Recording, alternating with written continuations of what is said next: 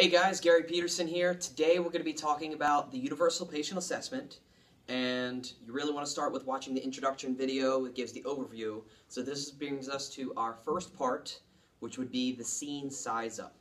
So here we have the Universal Patient Assessment and the scene size up. Very basic, it's nothing new. We're still just rolling through everything that we already understand, but this should just act as a refresher for us. So what we have in the scene size up is going to be our BSI, Scene is Safe, Number of Patients, Additional Resources. And you want to be able to either do this or have your students or your candidates be able to roll it off just like that. BSI, Scene is Safe, Number of Patients, Additional Resources. Now ideally what's going to happen is this is going to happen right on dispatch. So, dispatch to Medic 3, and they usually report back with their location, and then they go ahead and give them the run. They give them the run, respond to blah, blah, blah, blah, blah, blah, for blah, blah, blah, blah, blah.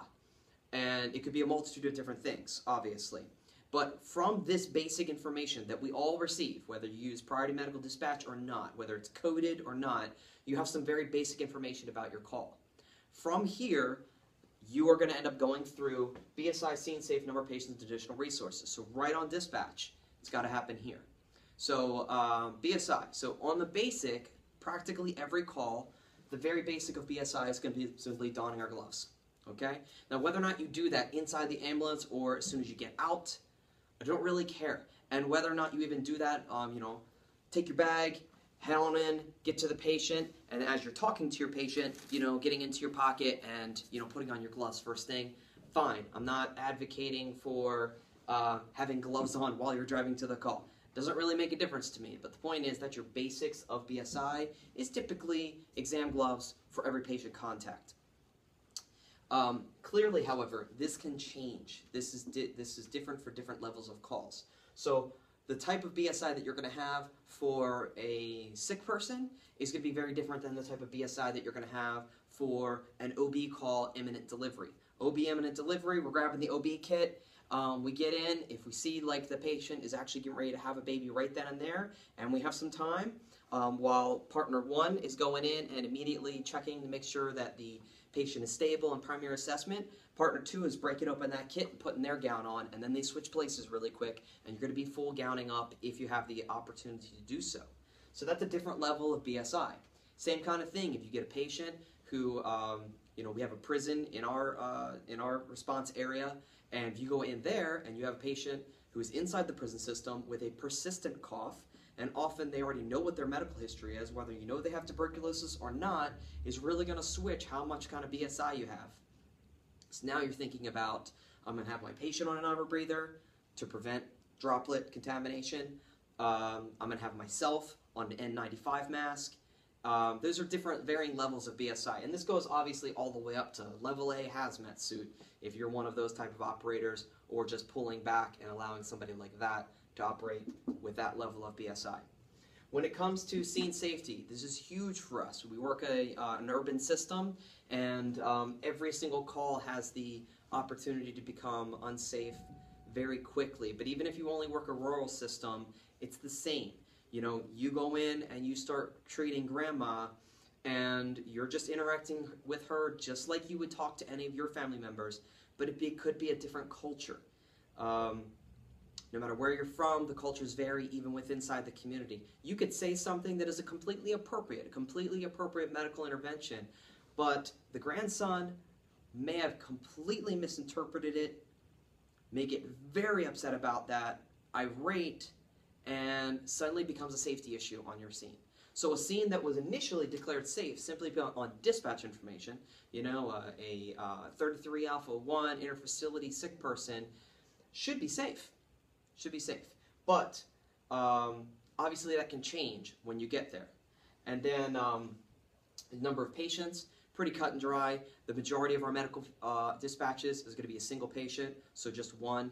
However, that can change as well. Obviously, this becomes much more dynamic when you are dispatched to an MVC, where you need to keep it at the top of your mind that you could have multiple patients. So too often, our brand new EMTs, our brand new paramedics, our candidates, we respond to an MVC, and they do fine, up until they approach the first car and they actually have a patient with a complaint, and they immediately suck right in and tunnel vision in, and they're immediately engaging in an assessment. Nope, time out. How many patients do you have in that car? Are these the only 2 cars involved? You've got to make sure that you have accounted for all patients involved in this scene, and that you triage them appropriately. So that brings you to your number of patients. This can change as well. So you go to a 26 alpha. For RPMD, it would be like a sick person, very low priority. You go for just basically the complaint is a headache. And you get there, and it could be a 70-year-old sitting on the couch and complaining of a headache. You happen to notice that in the sofa chair next to them, the husband is also taking some Tylenol because he's got a headache. You happen to notice that the baby that they're taking care of is crying. Other family members that might live in the same residence are also complaining of headaches. So you just went from a sick person, single patient, having a headache, to what's now likely going to be a CO poisoning where you have multiple patients. Or even something that's very basic that we see here in the city is just you can respond to a sick pediatric, and then you get there and mom says she wants all her kids to be seen. Because yes, this kid has green snot coming out of her nose, but she wants them all to be checked out. So you just went from suddenly 1 patient to 4 patients. Oh, and mom wants to get checked out too. So it changes. It definitely changes. Resources. So this is going to be any resource beyond what's in your immediate unit. You might need a second unit. You might need, if you're a BLS unit, you might need a paramedic unit. You might need aviation. You might need police resources, fire resources, rescue resources, hazmat resources. So all of these resources can change. So this is your scene size up. And you can't proceed into the call until this has been at least addressed once. You can't proceed into your call until this has been addressed at least once. The first time you do it is as soon as you get the dispatch. Respond to. And from that information, you should be able to check off where these things pretty much should be according to the normal rules of the game.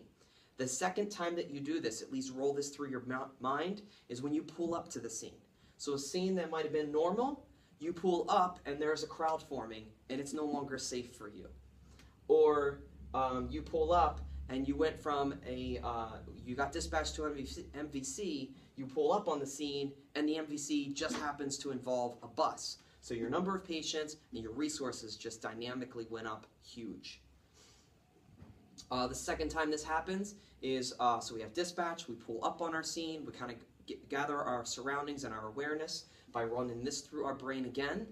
Finally, we actually go into the building, we go into the residence, we make contact with our patient. When we can make contact with our patient, we've got eyes on our patient and we're doing the walk up, we're doing this again in our mind. We're doing this again in our mind. Then finally, you're doing treatment, you're assessing the patient, you're putting together a treatment plan, and it's time to go. So finally, when you're time to go, this should be rolling through your head again. And then obviously during transport, things can shift, things can change, and this should be inside the presence of your mind as well. So it's happening multiple times throughout the call, and it can fluctuate. It can go up and down. So you could have a patient who it's a sick person, and it's nausea, and this seems to be okay, this seems to be okay, this seems to be okay, but it's nausea, and you just kind of have a strange feeling that they've got a lot of red flags, they've got hypertension, diabetes, they're elderly, they're a minority, and they have cardiac history. Really want to maybe check out to make sure this patient is not having a cardiac event, so I'd really like to have a 12 lead on them. If I'm on a BLS unit, I'm going to call in a medic unit. Our resources change. They go ahead and they call in the medic unit, they do a 12 lead, it's clear, they do a full assessment, and consult in and say, okay, this patient seems like they're stable enough to ride in on a BLS unit. Now, this is protocol variance. This is how you choose to run your system. Some people would call in a medic unit, and that patient's ALS from that point on. Other systems, you get basically an evaluation, and then you can be pushed back down to BLS with medical control. And that happens here in my system as well. So regardless of what stance you end up taking on that, you could have an IRA family member, what we were talking about, needing the resources of a police officer, and then they come in and just simply having the police officer stand there completely de-escalates the situation. That person minds their own behavior. We take grandma out to the ambulance. We get in, we close the doors. That person's left at the residence, and we drive away. So that stuff, all your resources and your safety, it got up, it went up, it escalated, and then it de-escalated, and then you finish out the call. So the point with your scene size up is not a one and done. It's dynamic, it continues to change. But the other thing is, to understand is, under the Universal Patient Assessment, this is the first thing that you get to, and it must be addressed and locked out at least once in order to continue with the call. All right, guys, stick with me as we move into the next section, which is going to be our primary assessment. Until then, love, protect, and help.